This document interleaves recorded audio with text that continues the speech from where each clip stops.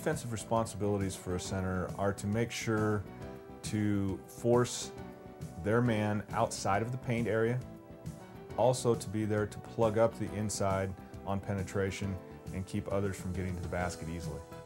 It's also important that on the shot they make sure to make contact and put themselves in good rebounding position. Your center is your last line of defense. He's the intimidator.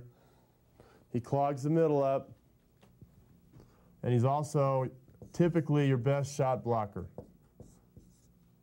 You got a 5 back here on defense. Somebody drives down the lane. You take a 6'7" guy if you're a small school.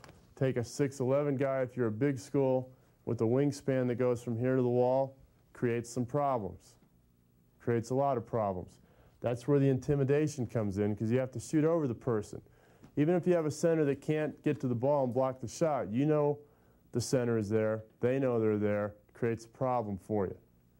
Now, typically you do not want your center to try to block his own opponent's shot. You understand what I mean by that? That is where you get in foul trouble. If you're going to block your opponent's shot, and we're going to work on this, most players want to turn baseline in the post. You always want to take the baseline away and create a wall. If a player is right-handed, you can test with your left hand. Stand up here, Star. Player is right-handed. If he goes to shoot with his right hand, go to shoot with your hands. And I can test here. Even if I'm 6'11", I can turn myself into 7'6" by contesting here instead of leaving my feet. Because players have to shoot off their shoulder pad or right above their head. You see that? Now, if I only contest with my right hand, can you get the shot off? Yes. Major problem with most post defenders is they contest with their right hand because they're right-handed. And most post offensive players shoot with their right hand because they're right-handed. So an intelligent thing to do is learn to contest with both or with your left hand. You can get a lot of tip blocks, which is the kind you want on your own man-to-man opponent. If you're a center, you definitely want to go after and contest anybody else that tries to get into this area. That's your territory. You protect it, and you defend it, and you let people know they're not coming in there for free. That's what you have to let them know. You set the tone early in the game, and then through the middle parts of the game, second, third quarter, or first part of the second half, and the last part of the first half, you have to be smart. Set the tone early. Maybe you waste a foul early, but intelligently going after somebody and laying them out, or trying to get the block and you end up picking up a foul. At least they know you're contesting it, because the rest of that time, they're thinking about you being there. Does that make sense? Let them know you're there. After that, just the fact they know you're there, if you even step over and put your arm up, they're thinking about it. And that's what you want to do, is you want to be in their head. A center should have good post defensive skills. Should keep the opposing post player, keep anybody off the blocks. You know where the blocks are? These are the blocks. The rest are hash marks. You want to keep people off of this area. You let people get into this area and you stay in the paint. Anytime you play post defense and you keep your feet in the paint, you're going to be in trouble, because you've let them go exactly to where they want to go and where they practice from. The rule of thumb for a post defender is if you can get your feet even part way out of the lane, that means the offensive player's 1, 2, 3 feet farther out than they normally practice from. You have just disrupted their rhythm, haven't you? That's what you need to do. That's why this is called war in the paint in here. This is where all the battles are won. Same scenario for a center. Hold your opponent, what? Under their average. This does not differ for any player at any position. Nobody gets a free ride on defense. And like the power forward, the center, even more so, has to be the leader on defense because the 5 guy somewhere in this area sees the entire court defensively.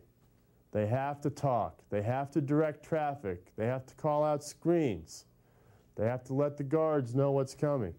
They're the ones that see the entire court from the defensive end.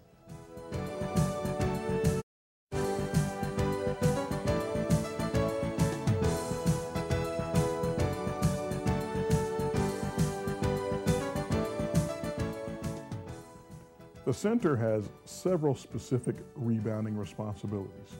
First, he must challenge the shot if his person is taking the shot, challenge that shot, and then immediately turn and block that person out, getting into a nice, good, powerful stance so that he can keep his man off the board. Second, he must aggressively go to the basket and grab the ball. A center should average 10 rebounds per game, just like a power forward. They need to be good at putbacks on offense. What's a putback? Offensive board and then put it right An offensive miss, isn't it? Now think about this. If you're a low post center and you're on defense, what's one of your jobs? To intimidate the other team, protect the basket. So that same responsibility falls on the shoulder of your opponent. That means one of your teammates drives to the basket, who's going to leave you to help them? center. Your center is covering you. When that happens, instead of standing there on the blocks with your hands down, have your hands ready, because if you have good passers, they're going to deliver the ball. And the only other thing that can happen is that they're going to put a shot up, aren't they? And there's a 50-50 chance that shot goes in, and there's a 50-50 chance it doesn't go in. When it doesn't go in, you want to be right here while the big guy's contesting your 2-man, and typically the ball will come off the other side. Just do a quick putback. There's a lot of little drills you can do for putbacks when you're a center. You want to average 4 to 5 rebounds per game on offense. You want to average 4 to 5 rebounds per game on offense. Because yours is the guy that's going to leave, you're going to have more opportunities than a power forward, aren't you? Power forwards defensively normally don't leave their feet a lot. They will a little bit. If you have your back to the basket and you turn to shoot, they'll come after that. But typically it's a center that's going to clog the middle for you. When it comes to rebounding, especially offensive rebounding, you need to get offensive position. You get in front of the defensive player, the ball will be there when you arrive. I guarantee it. The greatest offensive players in the game always get offensive position. If you get position, you will get possession. That's the rule for offensive rebounding.